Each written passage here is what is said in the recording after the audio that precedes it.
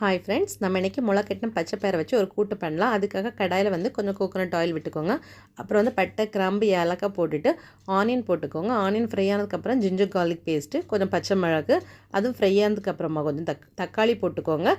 தக்காளி ஃப்ரை ஆனதுக்கப்புறமாட்டு கொஞ்சம் மஞ்சள் பொடி, மிளகாய் பொடி, மல்லிப்பொடி, கரம் மசாலா போட்டு நல்லா வந்து வதக்கிக்கோங்க. அதோட ராஸ்மல் போனதுக்கப்புறமாட்டு அதில் கொஞ்சம் தண்ணி விட்டுக்கோங்க. தண்ணி விட்டு அது கொஞ்சம் நல்லா குக் ஆனதுக்கப்புறமா அதில் வந்து முளைக்கட்டி வச்சுருக்க பச்சை பயிறு, நான் முளைக்கட்டின பயிர் வந்து குக் பண்ணாமல் ராவாக தான் போடுறேன். இந்த மாதிரி நீங்கள் அதில் போட்டு உங்களுக்கு தேவையான அளவு தண்ணி விட்டு சால்ட்டு போட்டு குக் பண்ணிக்கோங்க.